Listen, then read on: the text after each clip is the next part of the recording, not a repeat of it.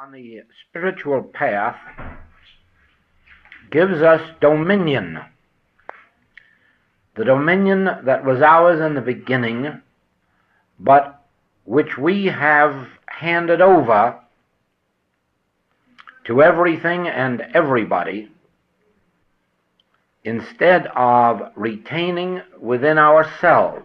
We were given God-given dominion over everything on the earth, the waters and the skies, but little by little we have surrendered this dominion. We give the stars power over us in one way, and laws of infection and contagion in another way, and the calendar in another way, and the drunken driver on the road in still another way. Always we are yielding our dominion to others, either persons, things, or laws. Now, on the spiritual path, you once more assume dominion over your life. And that dominion is not assumed by using a power over anything, but by the continued inner recognition of the non-power of that which exists as effect. Now, germs are effects, and the stars, and weather, and climate, and alcohol, false appetites, all of these exist as effects, and therefore have no power except the power of belief that we give them. Therefore, dominion is exercised in proportion as we recognize God, Spirit, to be the only power and the only law. And therefore, true protective work is the realization that only God is power, and that which appears to us as universal belief, whether it is a belief of infection or contagion, or a belief in hereditary disease or hereditary traits, whether it is a belief of astrology or a belief of any other nature, recognize that they exist only as universal belief. Impersonalize them. Don't blame them on any person. Don't blame them on any group of persons, or any race or nationality or religion.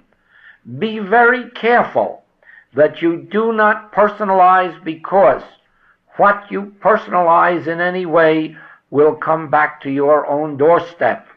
Because in the last analysis, there is but one self, and what you are ascribing to another, you are ascribing to yourself. And eventually, it comes home to roost. In every way, even if you see a man steal a wallet, do not call him a thief. Recognize that this is another universal belief of lack or limitation, or another universal belief of gain, or another universal belief of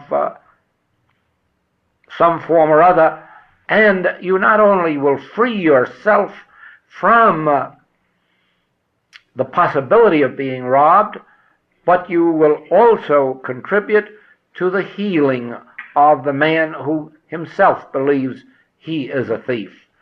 You'd be surprised at the miracles that take place when you remove the guilt from another, when you no longer hold them in bondage to the belief of whatever name or nature is binding them. In other words, by seeing the person of ugly temperament as merely a victim of universal belief tends to free them, because you are not personalizing it and you are not malpracticing. Always remember that our erroneous concepts constitute a form of malpractice.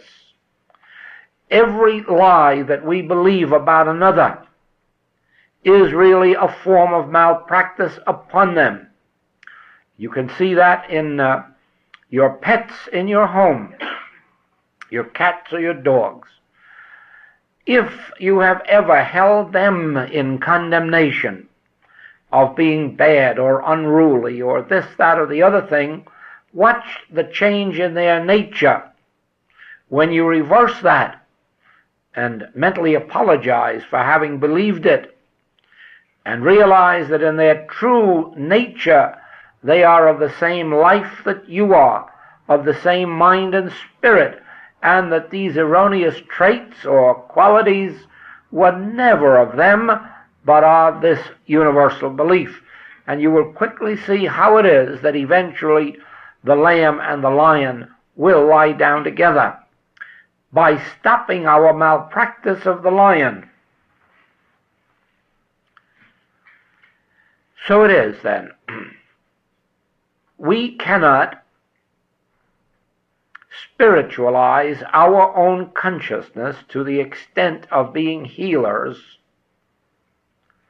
until we have sufficiently known and practiced protective work so that we start our day steadfast in the realization of one infinite power. Then the rest of the day, regardless of the appearances that touch us, whether in the form of sin, disease, death, lack, limitation, we are now in a position to reject them as of no power, because we have established ourselves in that consciousness the first thing in the morning. We don't have to wait for the telephone bell to ring and bring us the news of sin and disease. We don't have to wait for the radio to tell it to us and overcome us. We don't have to wait for fear to descend upon us before we begin our treatment. We can prevent ourselves being overcome by these appearances, individual or worldwide, if we have protected ourselves in the morning, completely freed ourselves of the belief in two powers, two laws. This is important, this subject of law. Every form of evil comes in the guise of law. There's a law of economics, that says there are boom times and bust times. There are economic laws of abundance and of lack, of good seasons and bad seasons, and the upswing and the downswing. They all have laws to support them. And there are laws behind storms, laws behind tidal waves, and laws behind all these erroneous phenomena of nature. But these are not law except as we accept them as law.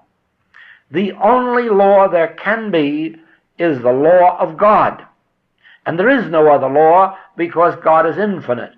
And therefore God's law must be infinite, and therefore there cannot be any other laws.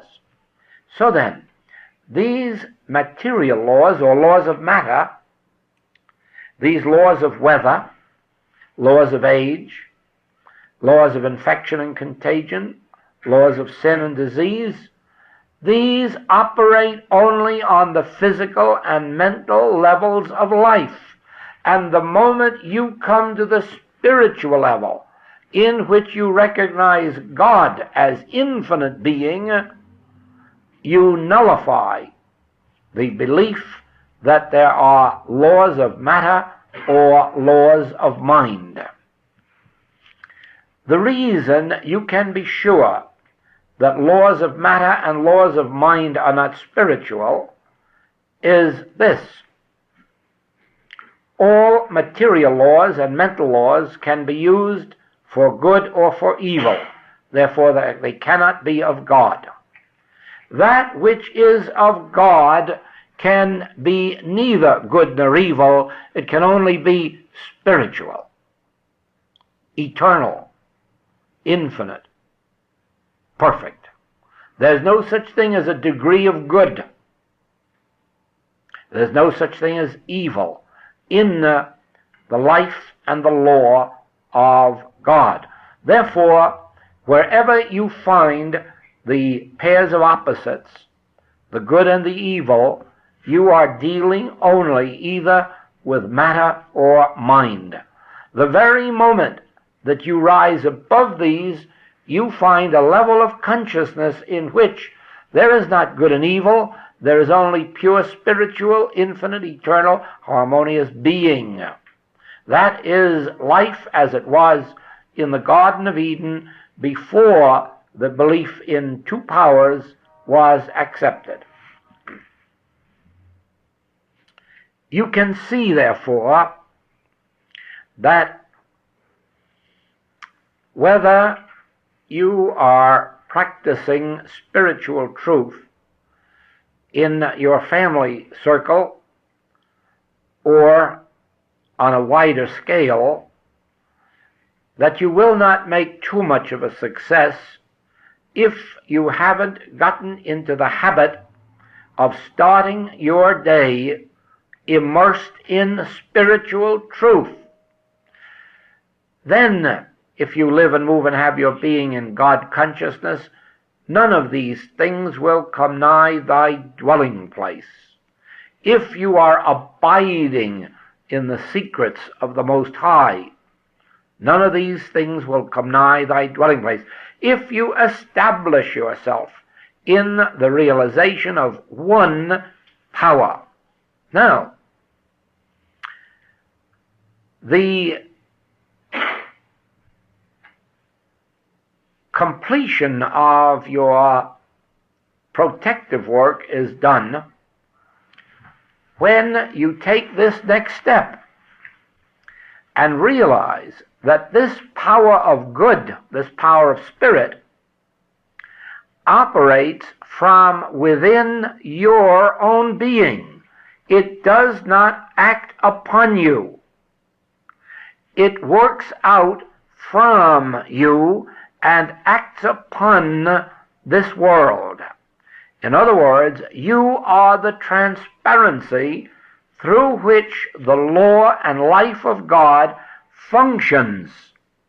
And it functions within you and out from you, so that just as the woman who touched the Master's robe was healed because he was a transparency through which this presence and power of good was flowing, so does your consciousness become the transparency or the instrument through which the law of God flows out into this world.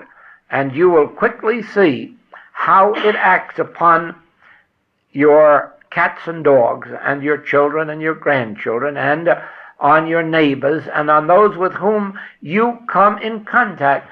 It will not take you 6 days of this practice before it will be brought to your attention by people that you have changed, or what has happened to you, or there is something felt from within you.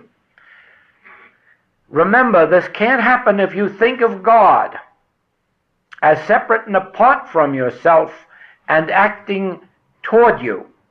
It only comes when you accept the Master's teaching that the kingdom of God is within you, and therefore this presence and power of God is flowing out through you and from you, and it acts upon this world. As a matter of fact, it acts upon the animate and the inanimate. This presence and power of God within you draws to you all of which you may have need in your day, whether it is person or thing or circumstance. This presence and power of God operating invisibly through you out into this world draws unto you the very people or the very circumstances or the very things of which you have need. You will notice in our class book, Metaphysical Notes, the theme running all the way through that book is, my conscious oneness with God constitutes my oneness with all spiritual being and idea. And you will find that this is absolute truth, that as you abide in this truth, the kingdom of God is within me. It is forever saying to me, Son, thou art ever with me, and all that I have is thine. Thou art ever with me. We are one. I and my Father are one. And the Father is eternally saying, all that I have is thine. Thou art ever with me. We are one. The place whereon thou standest is holy ground. Where thou art, I am. Where I am, thou art, for we are one. And as you abide in that oneness, you will find that you are one with every person in the world who belongs in your life. Every person whom you can bless or who can bless you is drawn into your experience. Every circumstance or everything, from dollars to donuts, of which you may have a need, will flow into your experience without your taking thought. The only thought you have to take is the constant remembrance of your relationship to God, of the establishment of the kingdom of God within you, of the truth that all that God is, I am, all that God has is mine, all that is of the Father is mine, for we are one. Now, this, you must remember, is still your work early in the morning, before your day has started. That is why we have to awaken long before our families are up. That is why, even though we may not get out of bed, it isn't necessary. If it's more comfortable to stay there, only don't be asleep when you're doing this work, or even half asleep, because it must be a conscious knowing of the truth. Ye shall know the truth, and the truth will make you free. And as you start your day in your protection from the belief in two powers, as you start your day in the realization that power does not act upon you, it flows out from you, and it is the power of God, good, the power of spirit, the power of life. Now you are so established that the rest of the day, as negative appearances touch you, whether in your own experience or in the experience of family or friends or later patients and students, you are prepared for it. You recognize them now to be only appearances without foundation, appearances without ordination, without any empowerment from God, without any law of God to support or sustain, and you can quickly give your treatments. Now it is not a matter of a long routine, because you have prepared your consciousness, you have spiritualized it, so that it instantly recognizes a negative appearance as a nothingness, as an illusion, as temporal power having no law of God.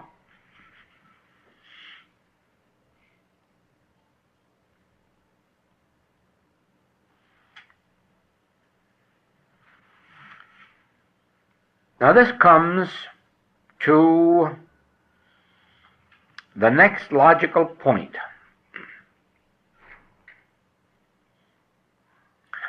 Very few people recognize the power in silence and the power in secrecy. And the reason is this: we have really been hypnotized into a belief that there's a God somewhere, separate and apart from our own being, until we have actually forgotten that God is our very consciousness. God is our very being, our own being, that right where I am, God is, since we are one. Now the Master saw the power of secrecy and of silence, and he taught it.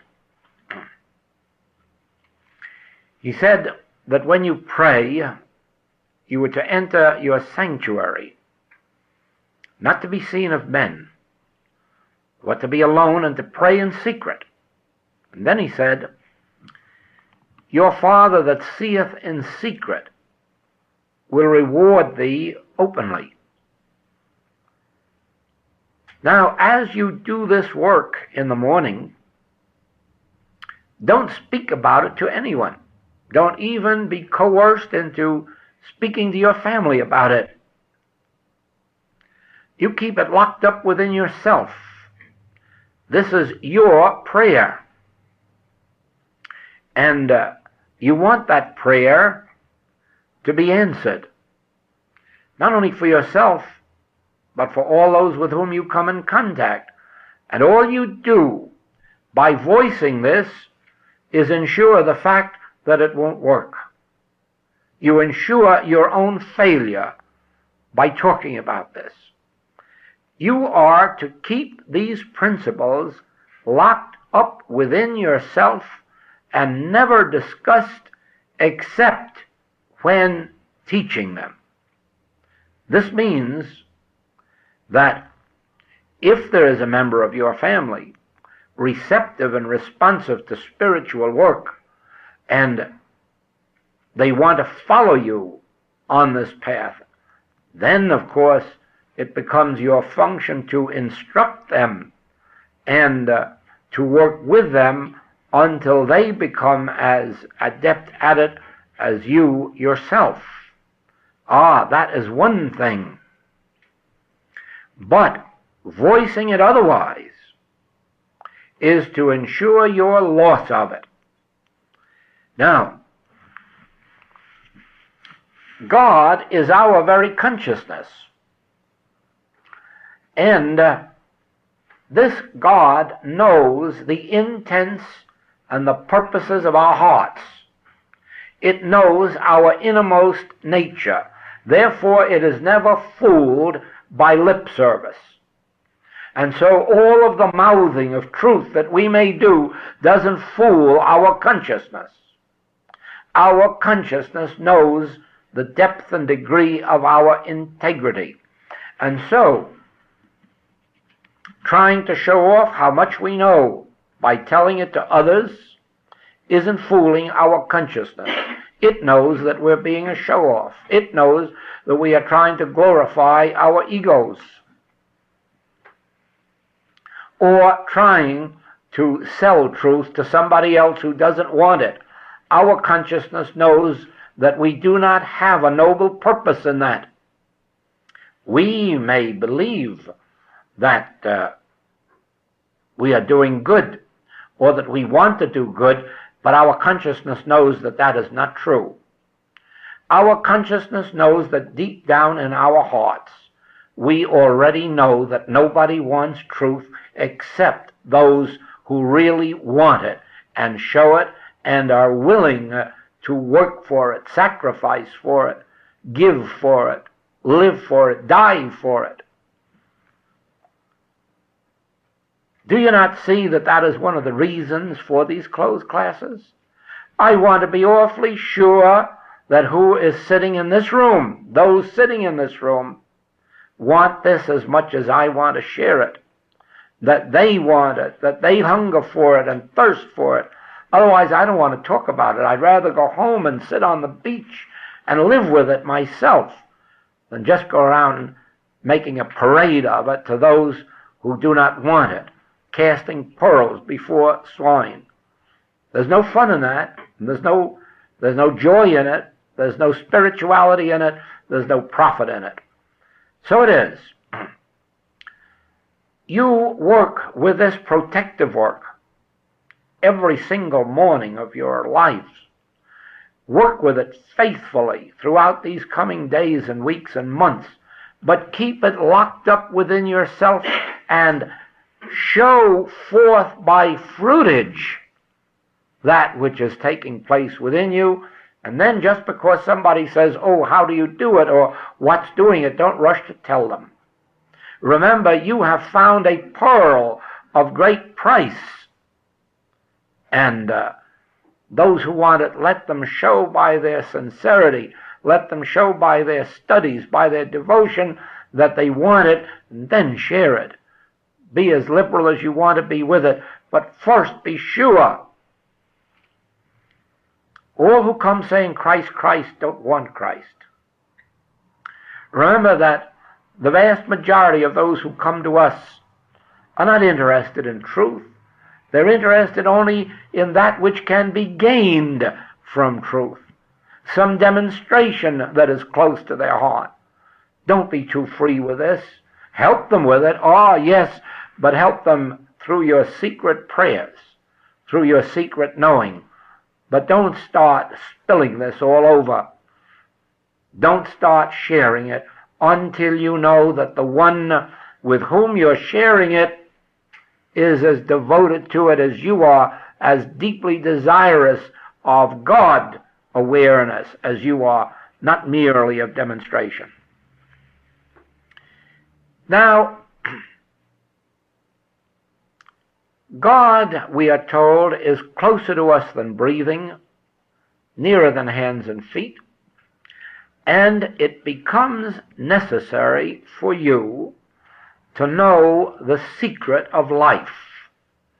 If you are to follow the spiritual way of life, you must know the secret of life, that which has been kept hidden from mankind and has been revealed only to the few. Moses made the great discovery of the secret of life. He discovered the name and nature of God.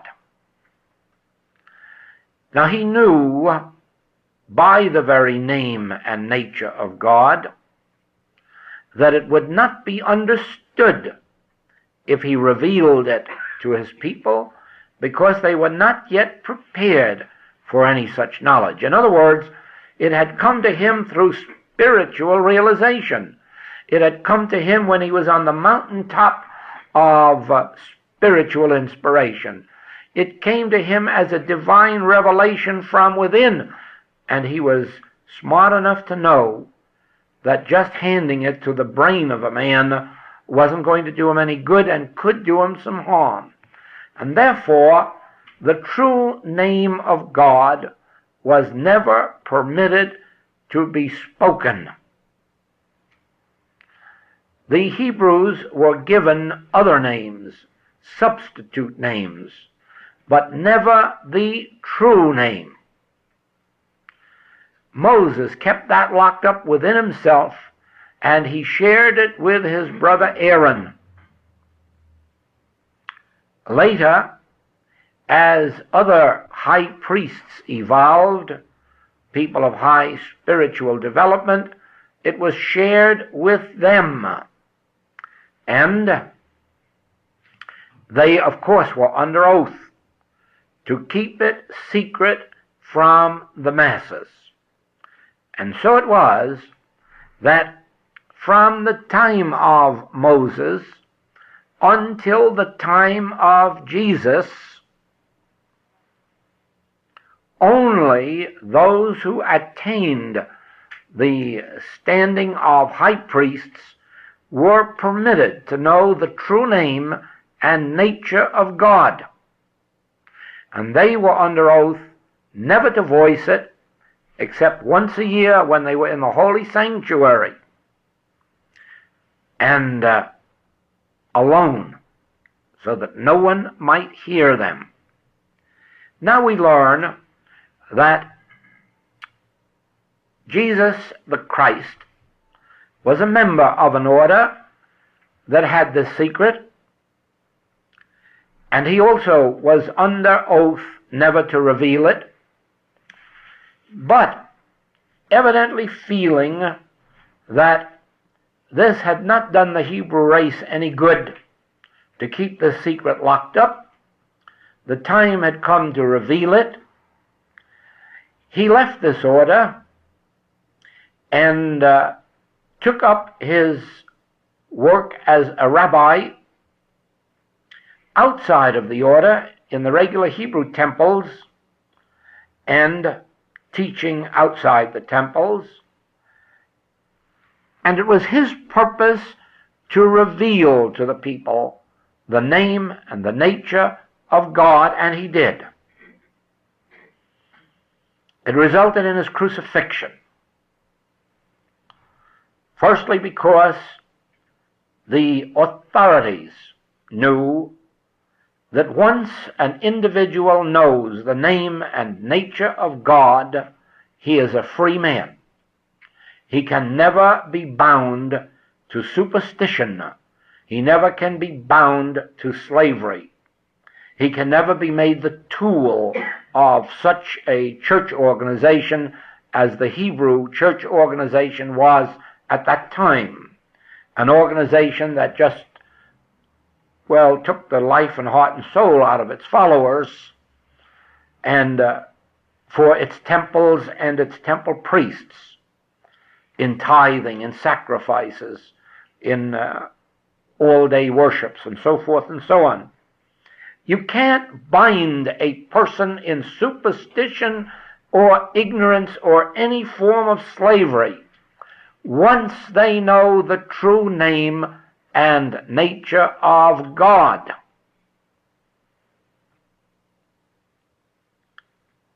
But on the other hand, you cannot give that name or nature of God except to those who are prepared for it, for they will misunderstand it, misinterpret it, and misuse it to their own destruction.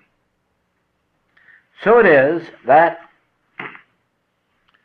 once the Master had revealed publicly his message and his mission, it could never die again, even though he died for it, the human sense of death. But it could never die again, and he knew it. He knew that once it was released in consciousness, it would travel down the ages until the consciousness of mankind was prepared to receive it and to live by it. So it is that when you come to the spiritual ministry,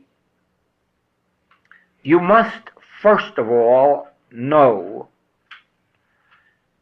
that the kingdom of God is within you, that it is closer to you than breathing and nearer than hands and feet, so that, mark this, if you mount up to heaven, this God is with you. If for any reason you make your bed in a temporary hell, this God is with you, awaiting your recognition. If you walk through the valley of the shadow of death, this God is with you, awaiting your recognition, and your recognition brings it into active experience in your life. So that if you were with Moses crossing the desert and the enemy was chasing you, your recognition of God in the midst of you would instantly appear as a cloud by day and a pillar of fire by night, because that would be the form of God that you would need at that moment. But tomorrow, you lack food and drink, and your recognition of God in the midst of you would appear outwardly as manna from the sky or water from the rock. And the next day you are chased by your enemy right to the river's edge, and your recognition of God in the midst of you would appear as the opening of the Red Sea. Now remember this. At no point does Moses demonstrate a cloud by day and a pillar of fire by night. At no point does he demonstrate manna falling from the sky or water from the rock. At no point does he demonstrate the opening of the Red Sea. He demonstrates God in the midst of him, and the demonstration of God appears as the form necessary. In other words, I think we can all agree that Moses himself could never have thought of a cloud by day and a pillar of fire by night, nor could he have thought of some magic opening the Red Sea. All he could think of was God in the midst of me. All he could think of was Emmanuel, omnipresence. Where I am, God is. And because of that, all that God is here. And that must mean protection when protection is needed, food when food is needed, water when water is needed. Now, this incidentally is one of the major principles of our work. Never attempt to demonstrate anything. Never work with the infinite way to demonstrate supply or to demonstrate health or to demonstrate a home or to demonstrate companionship. This is a violation of our teaching. Our only demonstration is the demonstration of Emmanuel, God with us, omnipresence, the realization that where I am, God is, that God is forever saying unto me, Son, all that I have is thine. And by secretly and sacredly abiding in this word and letting this word abide in me, we can bear fruit richly.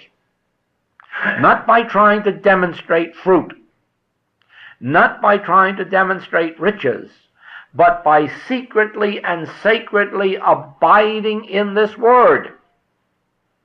Where I am, God is. God in the midst of me is mighty. Emmanuel, God with us, omnipresence.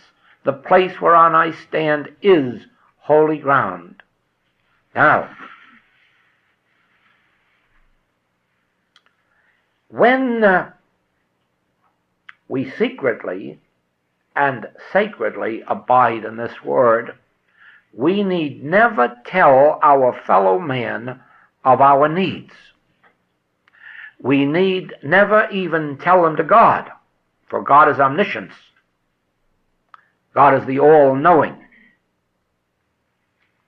We only have to abide secretly and sacredly in this truth of God's eternal presence within us, and then let God determine the nature of our demonstration and its time and its manner of appearing.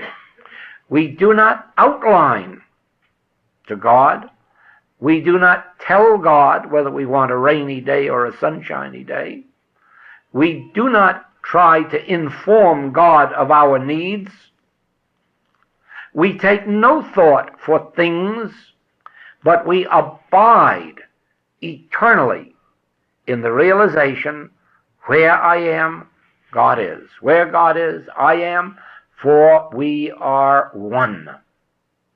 Now, abiding in that, you are dwelling consciously in God. And therefore, this all-knowing God that seeth in secret rewardeth thee openly. In other words, brings about your demonstration, or brings about the manifestation outwardly and openly in whatever form is necessary at the moment, and with 12 baskets full left over. In other words, do not believe that when Jesus was called upon to feed the multitudes, that he told God that they needed food. And do not believe that he tried to demonstrate food. That would not have been the way of the Master, who taught, take no thought for what you shall eat. No, he dwelt in the realization of omnipresence, that right here and now God is, and dwelling in that, God would appear outwardly as form, whatever form was necessary at that moment. You see, God, the divine consciousness, which is your individual consciousness, is where you are. And because it is omnipotence, it has all power to do for you. Because it is divine love, it is his good pleasure to give you the kingdom. Therefore, you need never tell God or ask God. You need only abide in the realization of God's presence. Realize God as here and now. Then you will know that you can never be any place where God is not. You need never worry about being away from a temple or a church. You need never worry about being separated from your Bible or your metaphysical writings, because it will make no difference where you are, God is.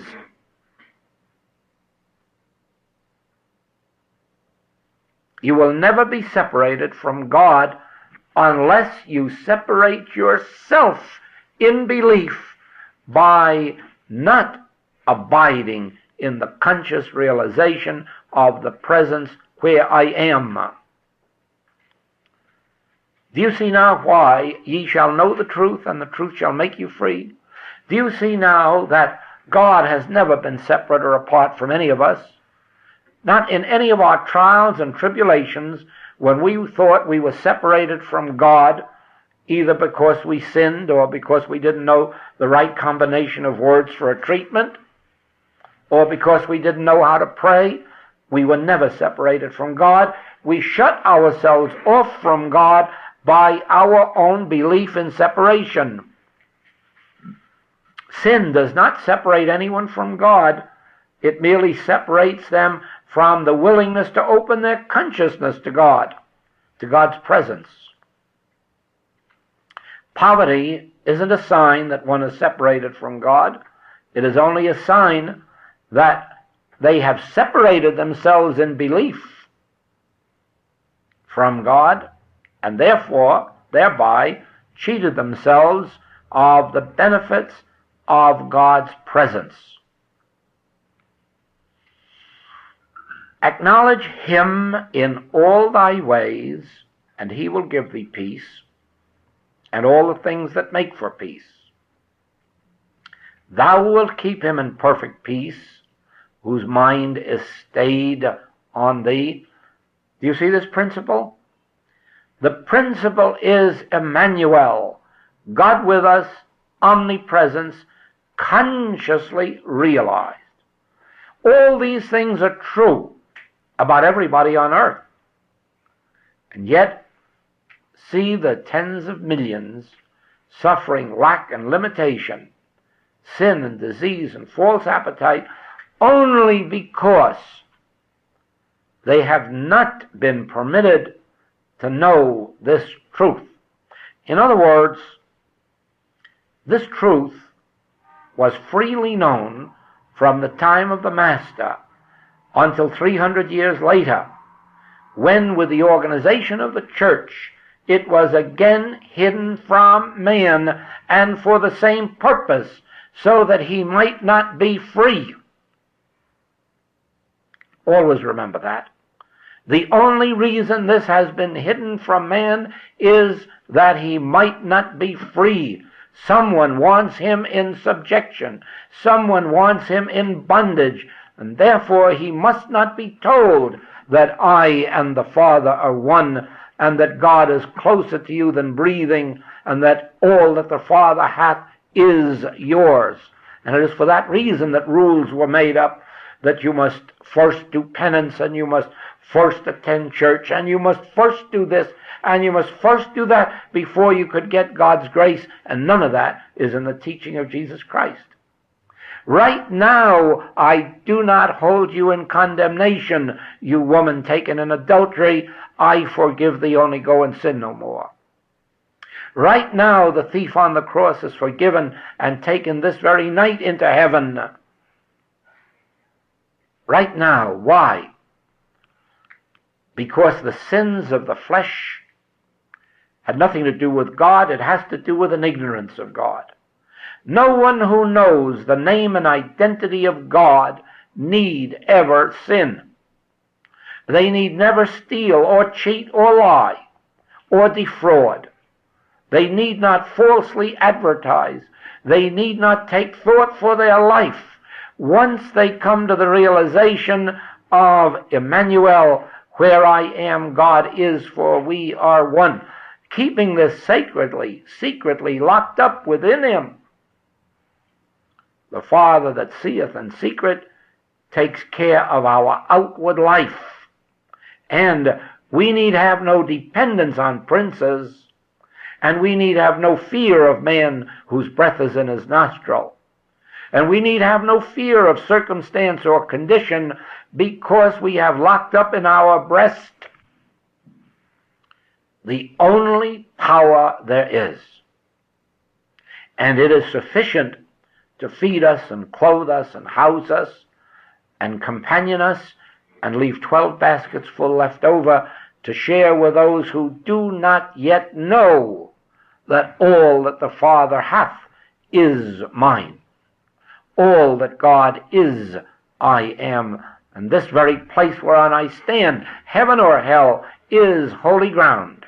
And the recognition of this truth turns hell into heaven, turns disease into health, turns sin into purity, turns lack into abundance.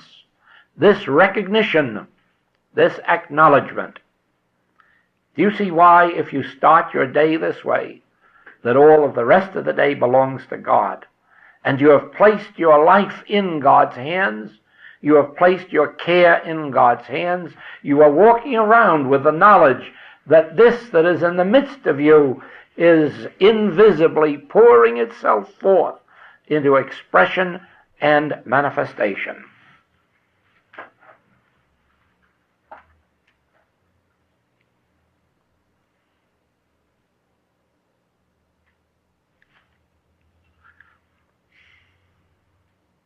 The name of God is I. I am is God. I in the midst of me is God. That is the only thing in the world that is closer to me than breathing, is the I that I am. And that I, held secretly and sacredly in my consciousness, is my bread and meat and wine and water. I have meat the world knows not of. I. That I in the midst of me has meat the world knows not of. That I that I am, that I in the midst of me is my supply. Supply in every form. Supply of companionship, supply of home, supply of health, supply of money, supply of transportation. I, in the midst of me, is the meat, the wine, the water. That is why we need never look to man whose breath is in his nostril, nor seek the favor of princes, because the I within me is the embodiment of my good. But I must remember this. I dare never mention this except in the sanctuary of my own being. I must maintain this secretly and sacredly and impart it only in instruction, and only then to those who have given some indication that they are indeed spiritual students, that they are indeed sacrificing time or money or effort, giving of themselves for the purpose of receiving instruction in spiritual matters. To those we can share freely, but to none others, because of their lack of readiness for the experience. You understand this, don't you? That if you give a spiritual truth to a materially minded person, they cannot accept it. It is very much like saying that Christianity isn't practical. Why, don't you know that all materialists believe that? They believe it's a waste of time to be spiritual because while it's idealistic, it isn't practical. Take my word for it. Take my word for it. It's practical. It's meat, it's bread, it's wine, it's water, it's automobiles, it's airplanes. It's so practical that there isn't a good thing ever withheld from those who understand their relationship to God, who understand God as their supply. Do you know that God can't give health? God is the health of thy countenance. Do you know that God can't give supply? God is bread, meat, wine, and water. Do you know that God can give nothing? God is all things, and God can only give himself. For God appears as form. It is still God when it appears. That is why, regardless of the abundance that we may receive through spiritual grace, we can never be wasteful with it. We can never be carnal in its use. Why? Because we recognize it as sacred. We can share it abundantly, give it freely, never waste it, because we recognize it to be God. And so it is with the strength of our bodies. We can use it freely, we can give it, we can share it, but we cannot waste it, because we recognize that the very health of our bodies is God itself. The very strength of our muscles is God itself. God realized appears as the health of your body, as the forms of supply, for God is these. And so we rightly say, I am the bread. Not, I will give you bread. Not, I will give you health. I am the health of your countenance. I am the bread and the meat and the wine and the water. Not, you will be resurrected, and not that I will be resurrected, but that I am the resurrection. I am the power of resurrection. The I am, that which is within me, closer than breathing, that is the power of resurrection.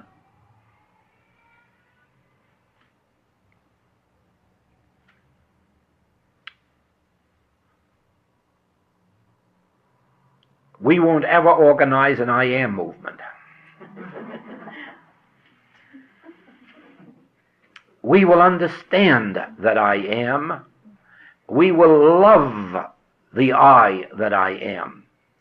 But we will know that it is God, and therefore something to be held sacred, secret within us, not to be talked about, not to be publicized. Let the world see by our fruitage that we have discovered the pearl of great price. Then, when it has given the indication of its sincerity, its integrity, its willingness to give as well as to receive, then share. But also in this same secretness. Do you see now why this is closed class?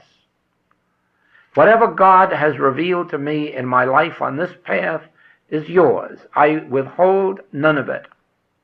I give it freely as it came to me, but I give it as sacredly and as secretly as it came to me, and I urge that sacredness and that secrecy upon you.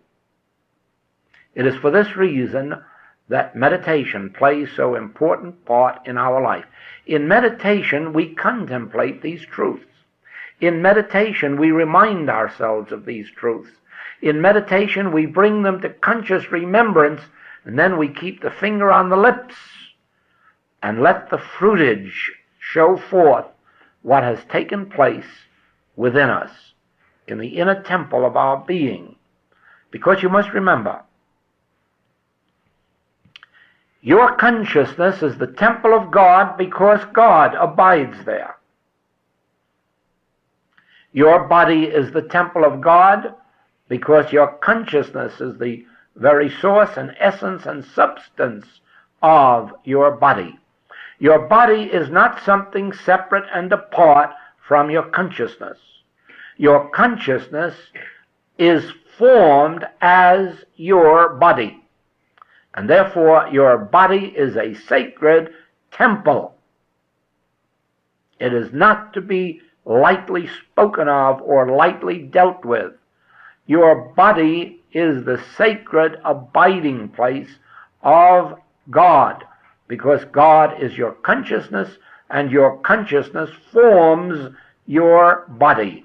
And therefore you, body and soul and consciousness, you are the temple of God, and God abides in you. And I am his name.